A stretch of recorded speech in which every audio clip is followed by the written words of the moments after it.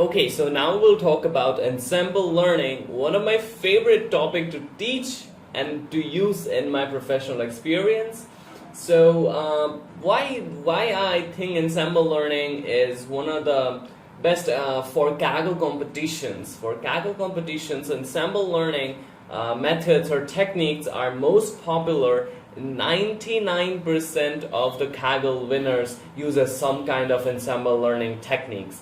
So that's why I think that ensemble learning is a must-know technique. It does not involve a lot of mathematics, but it do involves only techniques, concepts, and a little bit more maths. Okay, but in distance we involve some mathematics, but here we do not involve a lot of mathematics. We require a little bit of mathematics, but there are a lot of techniques and concepts that we need and approaches that a particular Kaggle winners gives. Okay, so it's very we will dive in ensemble learning, covering the three techniques. I think the three techniques of ensemble learning.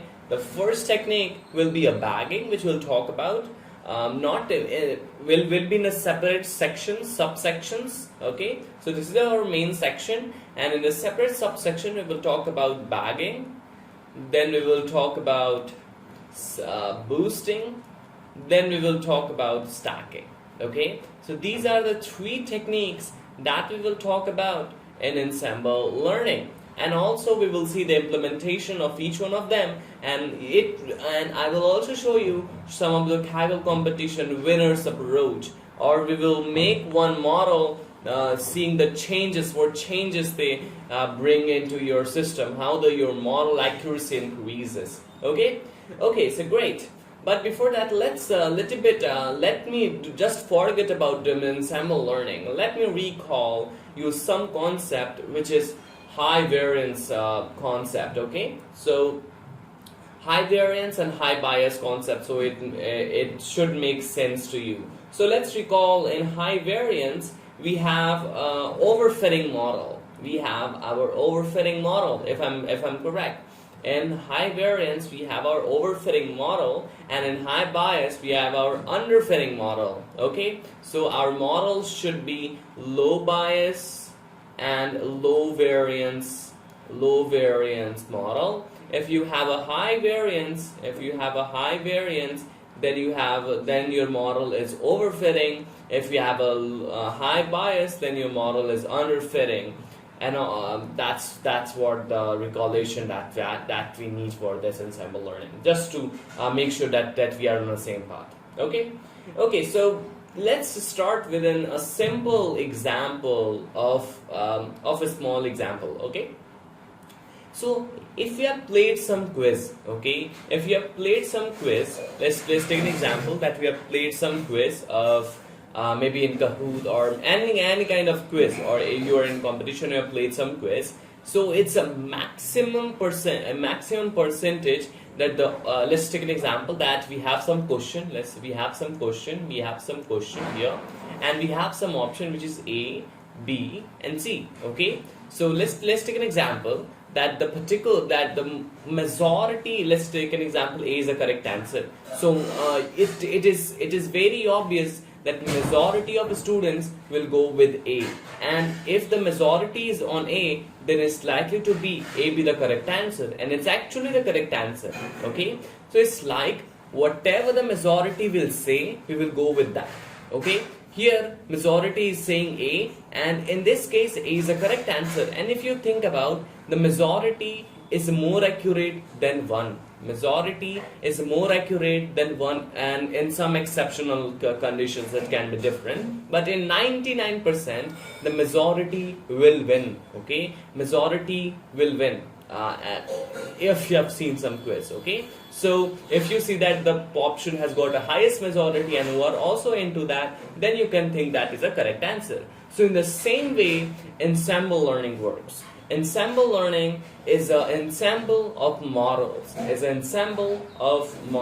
Okay, so let's take one more example to get more feel. Let's take an example that some election is happening, and in that election, let's take an example that why we do not take only 1% vote and select any prime minister or president. Why we take the majority of votes which will go on to that party that will win. Okay, so the majority will make a right decision. Okay, will make a right decision in most cases. Okay, so that's what the ensemble learning also says. Ensemble learning has an ensemble of models. So let me tell you what we do in ensemble learning. We have a model 1, model 2, all the way down to the model K. Okay, so let me make this that it is visible. Yeah. Okay, so you have these kind of models, and you train your model onto your data. Okay, you train your model onto your data, and you take predictions from each of the model. So let's take an example that you are making a diabetes prediction system. So your outcome will be either 0, means non-diabetes, or 1. Okay, so let's take an example that model number 1 says it's a 0, model number 2 says it's a 0, model number 3 says it's a 0, model number 4 says it's a 1, and model number 5 says it's 0.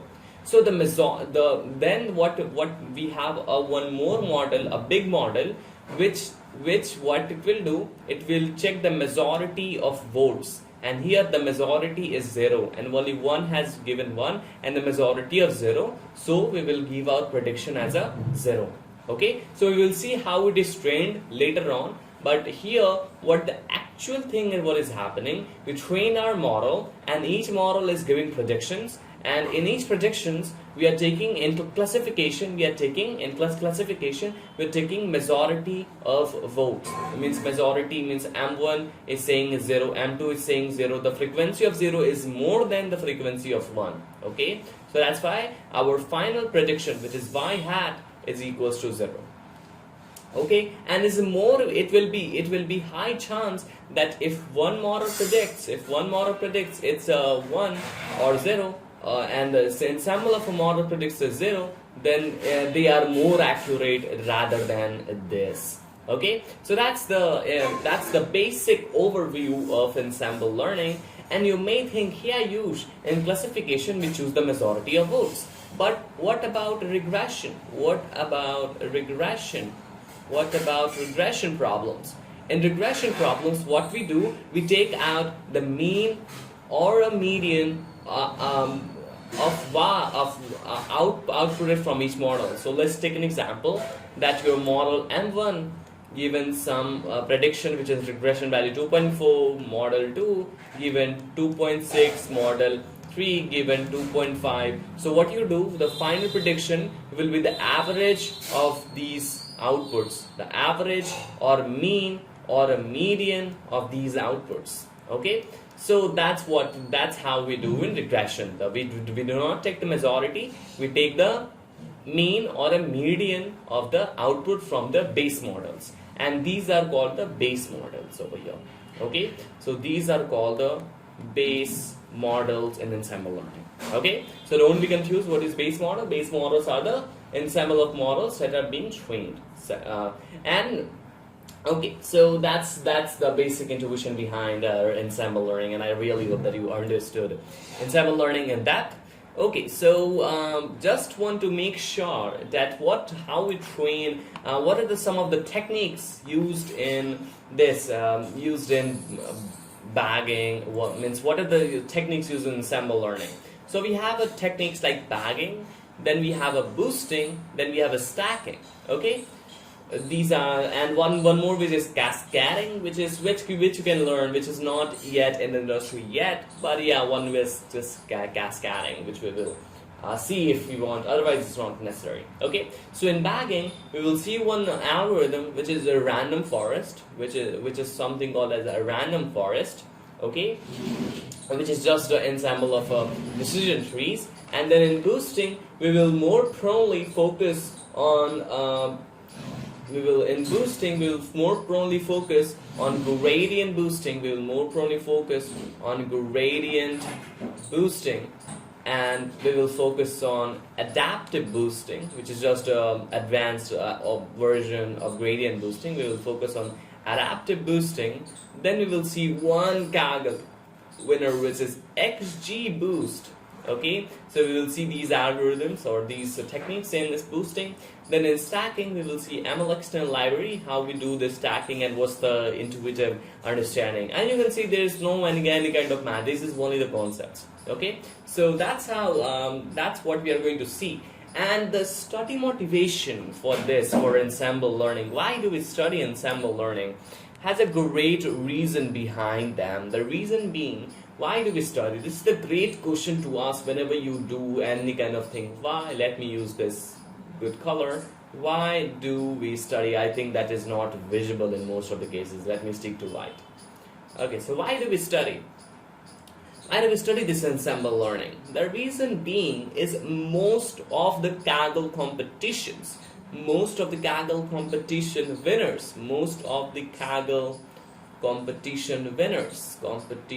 winners, uses some kind of ensemble learning. Either they use bagging, either they use boosting, either they use stacking, either they use cascading. They use some kind of ensemble learning techniques if it is a machine learning problem, ML problem. Okay? Okay?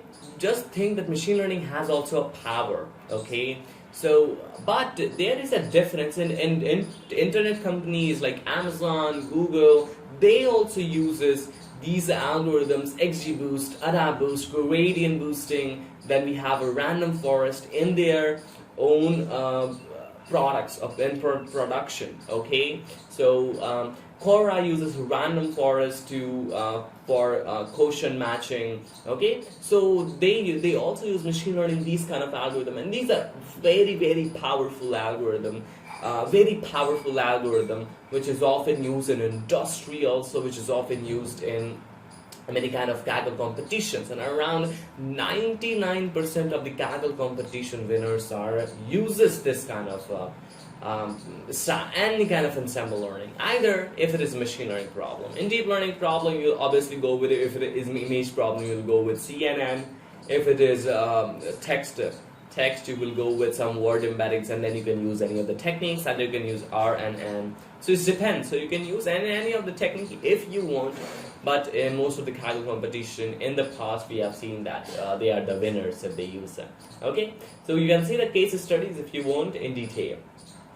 Okay, great. So we have talked about ensemble learning, and in this section, now we will start a subsection which is bagging. Okay, we will start a subsection which is bagging, which we will dive into the bagging. Okay, so it's also called the bootstrap aggregation or bootstrap aggregated. Okay, so we will see just in a second. Okay, so just to recall, ensemble learning is an ensemble of base models. It can be logistic regression, it can be naive based, it can be support with the machine. Okay, it's a classification algorithm. Whatever the majority of votes will be, it will take the majority of votes and then gives you a y hat. Okay, so that's how it works. Okay, so and in regression we take out the mean or median of your values. Great. Now we'll start a subsection. Which is something called as bagging. Subsection, which is called as bagging. Okay, so in bagging, it's again ensemble learning technique, and sometimes it's called bootstrap aggregation. And from bootstrap we derive the word which is bagging, like this: bootstrap aggregation. Okay, I think my spelling is a little bit wrong, but just bear with me. Bagging. Okay, so that's what from the derived word from bootstrap aggregation, just in short. Okay, great. So it's a statistics term. If you heard about bootstrap aggregation, means it's a statistics term. If you can relate with your statistics and probability classes, it's a statistics term. So let's see the geometric intuition.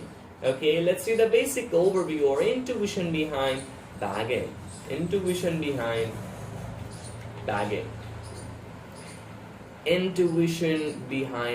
So what we do in bagging. So let's take an example. That you have a data set. D. Okay, you have a training data which is D.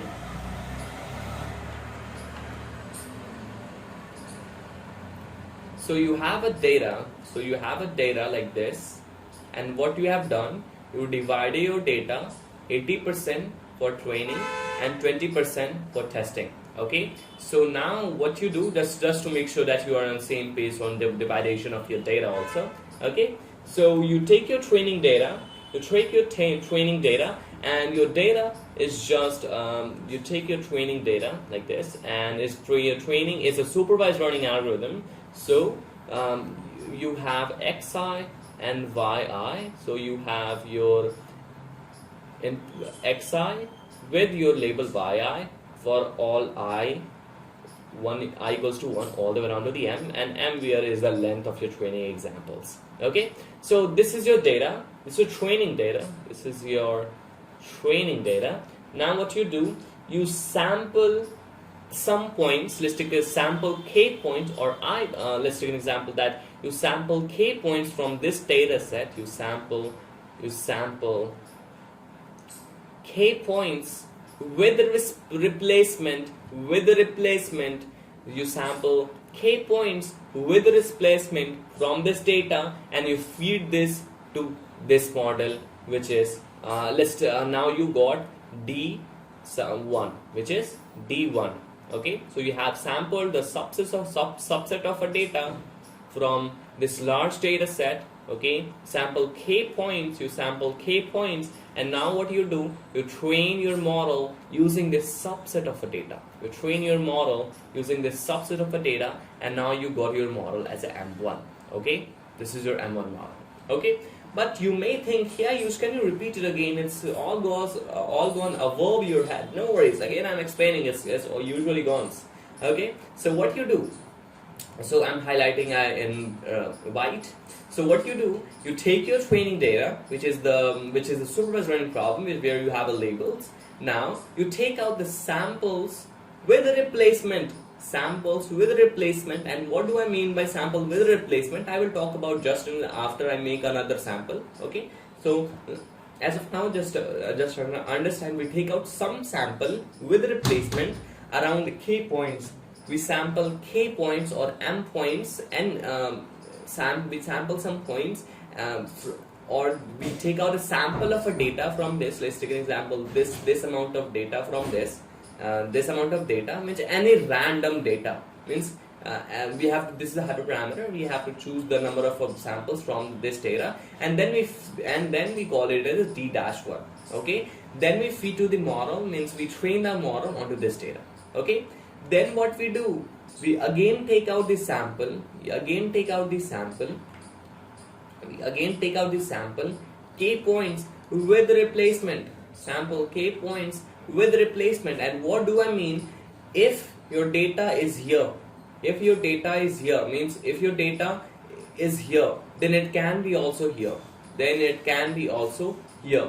It is not necessary that your data should be different. It can be same. Some data can be same here and here also. Okay, so that's the sampling with replacement. Okay, now you sample again the random data, and it's not necessary that your data should be different from the D1. Some data points can be included. Okay, so you again sample k points, and here you have a sample of a data from the large data, and then you train your model onto this data, M2. Okay, you train your model onto this M2. Now again, what you do, you take out the sample, k points. You do it for your number of base models, means the number of times. If this is also hyperparameter. Okay, how much you want to sample until you have your data points till k. Okay, till k dash. Okay, and then you train your model till k. And then what you do, you have your k models. Now you aggregate this into a large model. Okay, large M. Okay, and in case of classification, the majority of votes the majority of votes will go as, let's take an example of ensemble learning that we have seen, that let's take an example of diabetes and prediction. Okay, so if M1 gives 0, M2 gives 0, and M3 gives 0, and M4 gives let's take an example 1, so the majority is 0, so the majority of votes will lead to the final prediction y hat. Okay, in case of classification we take out the majority, in case of regression we take out the mean or a median. Okay, so that's the basic intuition behind bagging, and I really hope that you understood. Okay, so let me explain it again. Those who have not understood, please pause this video if you can, because many students are still here that are not that may not understand this. Again, I have to recapitulate or give a summary of this. Okay, great. So here what we do, we have a large training data set which is D. Now what we do, we sample our data, sample k points from that data, we sample k points from the large training data, and let's take any sample of a data, and then we train our model on the sample which is M1. It can be largest regression. Okay, now we sample again k points with replacement, and also it is with replacement, so it is not necessary that your data should be different from the D1. It can be same, or it can be some data points can be same, and then you again train. So let's take an example, you train support with the machine. Let's take an example, you train 9 days. Okay, so you train and the majority of votes is like ensemble learning. Okay, so that's what your bagging is intuitively, and you can see that we are not involving any mathematics. This is just a bunch of concepts. Okay, so just I will make sure that you all are on the same page, that what it helps. It is great question. It helps you in reducing the variance. Bagging, let me write, bagging helps you in reducing the variance. We will discuss 10 minutes onto this also. Okay, yeah. Okay, so bagging helps in reducing the variance. Okay, but before that, there is one term that I want to highlight over here, that here we have our all base models. These are our base models M1, M2, and all the way up to MK. These are our base models. These base models are usually high variance model. These are usually high variance with a low bias model. And what do I mean by this? It is usually, we do not do lot of fine tuning. So that's why it is just overfitting, and we had done overfitting, so that's why it is good on training data. So that's why it is not underfitting. Okay, so we have the base models are high variance and low bias model. So we do not do lots of fine tuning. Just we do a simple let's say in random for it, just initialize with no number of depth. Okay, it can go as much as we can. So it is overfitting. Okay, so here we have high variance model and low bias. So what it helps? Bagging helps in reducing your variance. How it helps? In reducing your variance, from making your model more robust. Okay, this is just what it does is combines them. So you have a low bias, high variance model. Now if you combine the majority of votes, then obviously we'll get a good amount of good output, or a correct output. Okay, so you combine the models, you combine base models, and then you get low bias and low variance problem. Okay, so this is what you get after doing bagging, and this helps in reducing your variance, and this is very good, okay.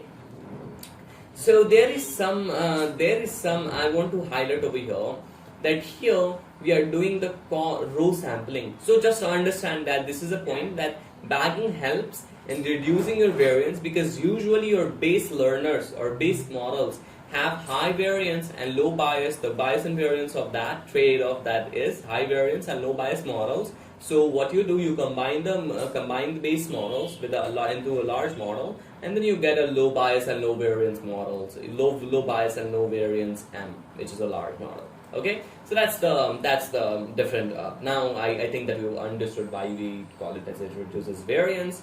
Okay, so here. Okay, so here, how we sample our data? How we sample our data? Okay, how we sample. This is a great topic to talk on. How we sample our data? Okay, so here we are doing row sampling.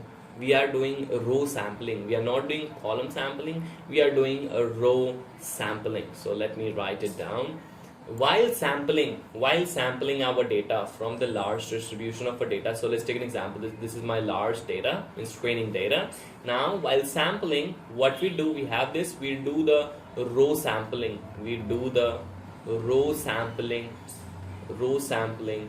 while sampling our data. Okay, so let's take an example that we have D columns and M rows. Okay, so we have this, we have D columns and we have M rows. Okay, so we sample only rows in bagging. Okay, so it can be like it can be go to D1. Okay, only rows in bagging. Okay, so that's what we do in like a row sampling. Okay, so we'll see in random forest we also do the column sampling plus column sampling. Okay, in random forest we do this, but in bagging we do not do the column sampling, we only do the row sampling. So I hope that you understood the bagging also. Okay, it's also called the bootstrap aggregation. First you bootstrap and then you aggregate your base models. Okay, so that's why the name it as a bootstrap aggregation. Okay, so just to make sure that you all understood, so I'm just recapitulating the subsection, as you can reverse the video to know about ensemble learning, because I don't want to just spend my time onto that. Okay, so here just want to make sure that here you have your training data. Here let me see, here you have a training data, and then what you have done, you take out the sample endpoints with replacement, okay, into your data, subset of a data, and then you train your model M1, which is your base model. It can logistic, linear, okay. Then you again sample K points in D2, then you again train your model onto these subset of a data. You do for K models or K subsets, and then you combine the majority of votes. Majority of vote will lead to classification, and if you use regression problem, we take out a mean or median of most output from the models, base models. Okay, so that's the intuition behind bagging, and it helps in reducing your variance. Because your base models are usually high variance and low bias models, so it combines the base models to bring up low bias and low variance model. That's actually good. Okay, so and in bagging we do the row sampling. Means we have a D features and we have M column, M rows, so we do sample of our M, not D. Okay, so we take whole column, we take all the columns, okay, but we take subset of a rows for training. Okay, so that's what we do in bagging, and I really hope that you understood this bagging technique. Now it's time for learning one good algorithm, one powerful, one Kaggle binning algorithm, one production level algorithm, which is random forest. Okay, why I think random forest is a very, very powerful algorithm to work on. It's a very, very powerful algorithm to work on. Let me write a random forests. Okay, random forest. It's a bagging algorithm. It's a bagging technique, or you can call bagging algorithm. Okay, so why do I call this very powerful? Because in also my professional experience, I think that I have also used a random forest a lot, and it seems like it's this very powerful algorithm. Whether you want to win a Kaggle competitions, which is a machine learning problem, or you want to make a production level machine learning. Okay, so random forest usually used by Quora. Then we have Google, Amazon. They all use this random forest, but it has some basic intuition, a basic concept that instructors are not teaching, and it's very, very important.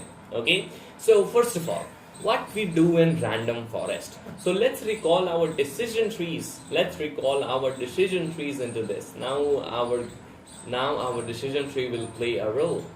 Now here we have a decision tree. So let's recall our decision tree. So what we are doing in decision tree, we are doing it is a simple, it makes a decision and splits your node. Okay. So what we are doing, it's a simple if and nested if and else statements. Nested if and else statements. Nested if and else statements. So we take if the sepal length is smaller than petal length, then you take a y equals to 1 like this. Okay, so it is a nested if and else statement. It's just ask a question, is just ask a question, is just ask a question to the node and then splits the node, and then it splits the node. Okay, so you can reverse for the section of decision tree. We have some attribute selection measure like entropy. Then we have information gain. Then we have a Gini impurity, which we have seen in detail in 1 hour of section of decision tree. And I hope that you enjoyed that also. Okay, so that's the decision tree. Okay, so what is random forest? Random forest is a combination of decision trees dt plus bagging plus feature bagging, or we call it as a column sampling. Okay, so what do I mean with this? Let's understand this step by step, so it makes sense to you also. Okay, so what we do in random forest, we have our decision trees. Okay, so you know about decision trees. So we have there's a 500 decision tree. Okay, so random forest is an ensemble learning algorithm. So we have a lot of base models, means decision trees, lots of base models. So here we have a large distribution of a data. Okay, and here we sample our data D1 and we train a decision tree onto this data. Okay, decision tree. Then we sample D2 with the replacement. Then we train our decision tree onto this subset. Okay, so you're not using different algorithm. You are using only decision trees. Okay, with the row sampling with bagging. Here we are doing bagging, means the sampling with the replacement, means here we are doing a row sampling. Okay, plus in bagging we are doing row sampling and aggregating your model, means whatever the majority of votes you will aggregate your model. Okay, so you are doing the row sampling plus the column sampling also. Okay, so here in this bagging we are only doing the row sampling. We are taking whole column, whole features, but we are only taking the rows. Okay, as a subset. But here we are doing also the column sampling. Okay, so let's understand what do I mean by column sampling or feature bagging. Okay, so the column sampling means that you have this your data like this. You have this your data. Okay, now you have D features, you have your D columns like A, B, C, D, and you have M rows. Okay, we have M rows. Okay, so what you do, you for replacement you take any rows, you for sampling you take your rows, random rows. Let's take an example. You took this row, okay, this row, and you took A and B as your column, and then you train onto this. You are not taking full columns or features. You have taken this A and B and then they train, and then the next you took C and D. Okay, you took C and D. Okay, and then you train with one row. Just an example, you train decision tree. So they are different, and if they are different, it's much higher chance that your model will be very, very good. Okay, in ensemble learning, if your model is different, then it's very, very good. Okay, great. So that's the random forest. Okay, so we have a large number of decision tree, means it's base learners that are trained using a bagging technique. Means that sampling with row sampling plus column sampling. Okay, with row sampling plus column sampling, which is column sampling also called the feature bagging. Okay, train different decision trees, and then you in majority of votes, and then in classification you take the majority, or in regression you take the mean or a median of the outputs from the base models. Okay, so that's what you do in this. So that's what you do in this a random forest, and I hope that you understood. Okay, so let's understand it more intuitively. That there is something called as OOB, which is something called as OOB, out of bag points, out of bag, and this is called in bag point. So this, something called as out of bag point. So let me not recall this concept just now. So let's take an example. Let's take an example. So that what you have done, you have this DN, you have this large training set which is D. Okay, which is D. Okay, so what you do, let's take an example that you've taken this sample of a data as a D1, and the rest of the data is called the out of bag points. It's called the out of bag points. So what you do, you subtract, means the training data minus the DI, and I is the sample. So these are called the left points after the sampling, which is out of bag points. Okay, out of bag points. Okay, and this can be used for cross validation, for evaluating your model.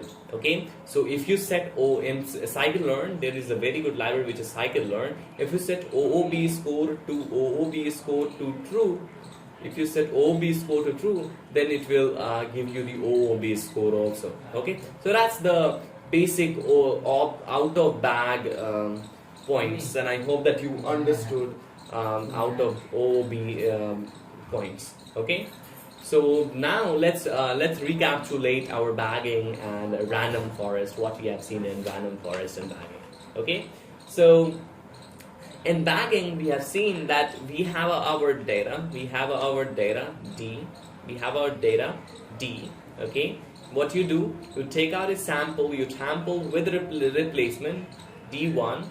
Okay, then you train your model onto this subset M1. When you again do D2, then you train your model onto D2, and what you're doing is sampling with row sampling plus column sampling with the replacement. Okay, and D3, then you getting your model D3, getting your model M2, M3. Okay, so the majority will go, and a large model means you just aggregate your model, and then you get your final prediction, which is Y hat. Okay, this is the whole pipeline. So in bagging you only do the row sampling, and random forest you do with column sampling, as well as you only take decision trees as your base models. Okay, so in bagging you choose different kind of models, but in decision tree and random forest you take your decision tree as your base models, and decision tree are trained on different data. Okay, so that's the basic intuition behind the random forest, and I hope that you understood also about what is column sampling, or what is feature bagging. Okay, and obviously this also helps in reducing your variance, as this is a bagging technique, so obviously it will help you to reduce your variance. Okay, so that's the basic intuition behind random forest. So let's see the runtime train and runtime complexity of this, because if it is very it's very required to talk about train and runtime complexity of this random forest. Okay, so in decision trees, the train complexity in decision trees, the train complexity, let me write in DT, the train complexity is order of n log n times D. Okay, times D, times so it is in decision tree we have n log n. So in random forest we have D number of decision trees times k number of samples. Okay, k number of models. So that's your model. That's the train and runtime training complexity of your random forest, and the decision tree is just a n log n. Okay, so that's the, and D here is the number of this, K is the number of the models. Okay, so it makes sense also if you take an example of your D as a large data set. Okay, let's take an example that you have a D. Okay, now you take out a sample with a replacement with row sampling plus column sampling, with like feature bagging. Okay, you take out a subset and then you train your model like M1, then you again do the D2, then you take out M2. So here all the way around to the MK, here you have a K models, and then you have a D decision trees. Okay, So, and also this is a trained, trivially parallelized. It's a trivially parallelized. What do I mean? You can train this model onto parallelly. Okay, you can train the model. You cannot. You can train this parallelly. Okay, you can take out a subset. You train D1 parallelly, D2 parallelly, D3 parallelly. So this is a trivially parallelized. Parallelized. I think I'm pronouncing it correct. Okay, so this is a trivially parallelized. You can do trivially parallelized also. Okay, so that's the decision. Train and runtime complexity of random forest. And I hope that we have talked a lot in short span of time. And I hope that you're enjoying this video or section also. And I hope that you are enjoying a lot. Okay. So there is one more concept that I will talk on and end this video, which is, this section, which is extremely randomized trees. Okay, extremely randomized trees. So what we do in extremely randomized trees is very become popular after the scikit-learn releases its this API, which is something called as extremely randomized trees. Okay, trees. So what is this? This is in random forest. We are doing column sampling plus row sampling with bagging. Okay, with bootstrap aggregation, which is bagging. Okay, so in random forest and RF, we are doing like this. So in extreme trees, we try out the possible values of fi to determine the threshold. Means the decision trees. In decision trees, let's take an example that in decision trees we have some epsilon and its checks is greater than or equals like that. For identifying in decision tree, we are trying out every value, and that is taking time. Okay, so what we can do instead of trying out every values, we sample some subset of column, some subset of rows, and check with that and choose the threshold according to that. Because in random forest we have a lot of decision trees, and identifying the threshold is a key over there. Okay, so if you take whole possible values, then in that will be computationally time taking. So what you do, you try out the sample of values from that whole column. Okay, so then you try, and that's called the extremely randomized trees. Okay, so that's what I want to talk about, extremely randomized trees, just to make sure that we are on the same page. That what we were doing in random forest, we have decision trees, we have column and row sampling.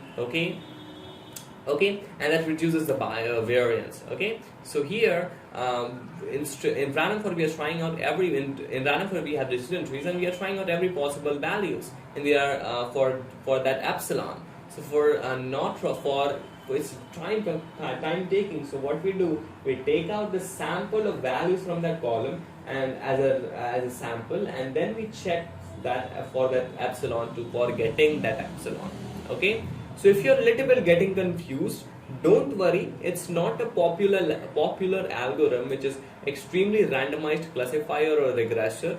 It is not a popular algorithm. The reason being, if you take out a sample, there is less chance that your model is good as compared to random forest. So I rarely use this extremely randomized forest. This is popular. I've heard of this as a popular algorithm. Okay, so we have talked a lot. I think that we have talked a lot onto this. Now I hope that you understood bagging. Then we have understood random forest. Then we have understood some decision tree, and then we have understood the ensemble learning. Now we have talked about bagging. Okay, now in the next subsection, point 2, we will talk about boosting. Okay, and boosting will talk about gradient, adaptive, XG. Okay, so we will talk about 3 algorithms. Here we have talked about a random forest and extremely randomized trees. So there we will talk about 3, which is gradient, adaptive, and XG boost. And gradient boosting is also called GBDT GBDT is gradient boosting decision trees, because they also use decision tree as their base models, only decision tree as a base models. But what are some of the disadvantages of random forest? Some of the disadvantages of random forest, that it is very bad choice to use a random forest or decision trees on large data set. Okay, so you don't, because it's very time complexity taking. Okay, so don't use that kind of, but you can obviously try it out at least. Okay, you can see some more assumption on the internet for this. Okay, great. So now we have talked about everything. Now it's time for getting into the implementation part of random forests. Okay, we will talk about random forest and decision trees. Okay, either way, I think that we have talked about decision trees, so I will talk about a random forest. Okay, on scikit-learn a library. Okay, so let's see the implementation.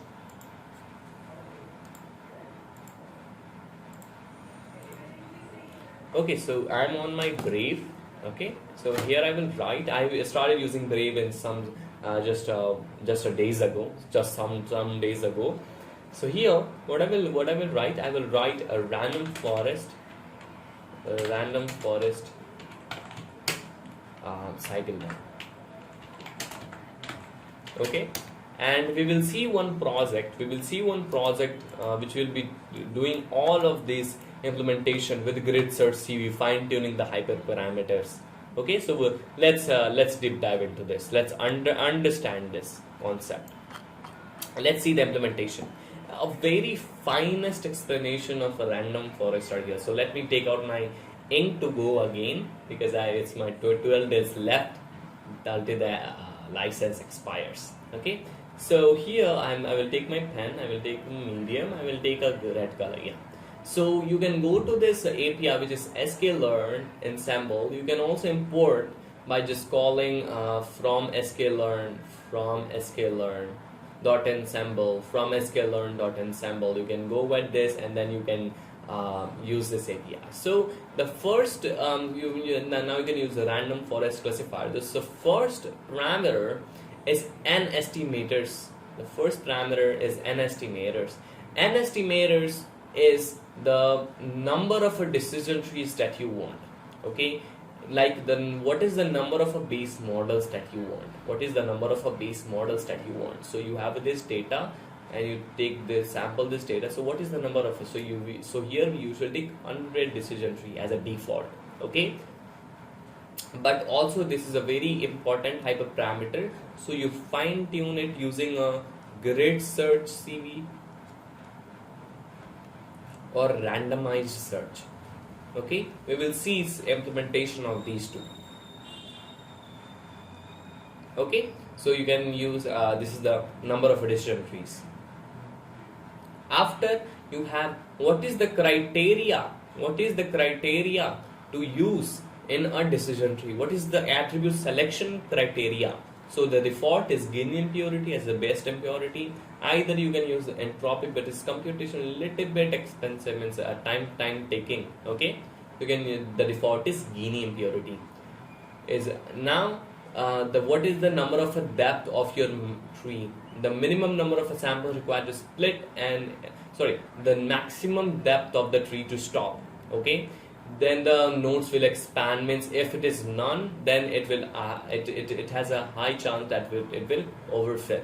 Okay, now it is also hyperparameter. Minimum sample is split, with number of samples required to split an internal node, means what is the minimum number of samples to split. Okay, samples means what is the number of data points. Okay, then you have, let me delete this again, then you have oops, there is my pen.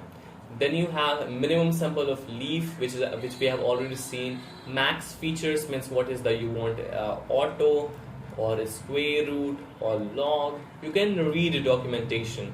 Impurity, then bootstrap. Bootstrap obviously equals to true. It involves bagging with the row sampling, with the column sampling. OB score, which is out of bag data points, which is out of the bag after sampling. Okay. which is false. N jobs, if you take this n jobs equals to -1, if you take this n jobs equals to -1, then it will obviously understand your codes, and then it will run parallelly.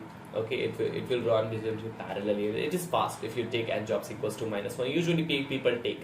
Okay, verbose, I think it's for printing out something texts. Okay, now you can see the class weight. Let me see, I've also forgotten about class weight. Let me see. Class weight is, yeah, verbosity when inferring and predicting. Class weight is just the weight associated with the class. Okay, so it is obviously, in the default is a none, but you can see how it is calculated. Okay, it's not max samples. It bootstrap equals to 2. What is the number of a max samples? If you set it in none, then the default is the x dot shape 0, the number of samples. So you can set some max samples. Okay, so you have some attributes. Base estimator, the child template used to create the collection of fittest sub-estimators. Then you have a number of classes here, number of features, the number of number of outputs when a fit is performed. The feature importance. It is also, you can use feature importance, this attribute, to understand what is the number of feature, means what is the importance of your each feature in your model, means columns. OB score, if it's obviously, it will give you in the float value. Okay, so that's the decision tree, random forest, and you can see more about this into here, and you can read about attributes. And this is how the featured importance looks like. Means you can also plot it like this. You can also plot it to show which feature, and you can use it for feature selection. Okay, great. Let's see, the second one is a random forest regressor. Let me see. Yeah, there I am under the same path. Okay, so let's see again. It's very similar to classifier. It's very similar to classifier.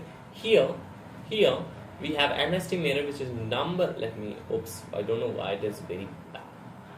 Here we have number of estimators, criteria to be MSE, RMSE, MAE. Okay, max depth, minimum sample width, bootstrap equals to true. Obviously, take this. Okay, OB score equals to false. You can take yes or no. Okay, summer default, you can, it is quite similar to that. And max sample is none, and it takes a default as x dot. So I don't know why it happened. Max depth is x dot shape, the shape of your samples. Okay, so that's the basic intuition behind this. And max sample is also one hyperparameter. Great. So we have talked about a lot about bagging, and we have spent 1 hour onto this. Now you can see some more attributes. You can see some more attributes over here to understand it much better. So let me show you one diagram that I found very interesting. Okay, so you can see some examples using random forest regressor using stacking. So we will also see the stacking. Okay, stacking is also a very good technique as a Kaggle winning technique to use. Okay, but here you can see that we only have MSE. We don't have RMSE. Okay, so RMSE is not default. You have to make your own function for RMSE, just squaring the root your MSE. Okay, but you cannot use, if you want here, your RMSE. Okay, you have to make your own. I don't know why it is not running well. I have to complain this. Okay, I think this. Okay, so for RMSE, you have to make your own. Okay, but here you cannot use with this library. Either you can make a pull request or on scikit-learn API. Okay, just adding your own RMSE. Okay, great. So now we have seen these algorithms. Now we have seen, yes, I'm going to quit. So now we have seen extremely random. There is one more left, which is extremely randomized trees. I just forgot. Extremely randomized classifiers. Scikit-learn. It's obviously in scikit-learn because it's a new release of scikit-learn. Let's see this out. Let me open it again into Go. It's very important now. So here again we have n estimators, criteria, max depth is just the same. And then we have bootstrap equals to false. Here bootstrap equals to false. It should be true. You can make this as a true. Okay, then we have some more auto, square root, etc. You can, it's just the same as that, but there is some difference. That is that I've just told you that we choose randomly. What we do, we choose randomly, sorry, a sample, and then we take out the sample epsilon. Okay, so that's what we do in a random forest or extremely randomized classifier. So let's see for regressor. And regressor is just the same. I think that I'm not correct over here. Okay, let's see regressor, and here the same thing over as we have seen, and here bootstrap equals to false. Your end jobs is opposite that you understood to run trivially parallelized to create that option. Okay, great. So now we have seen about a random forest, and I hope that you understood everything here. Okay, so now in the next subsection we will talk about boosting. Now I hope that you will understand that also. Okay, so let's meet at the next section. Till then, bye bye.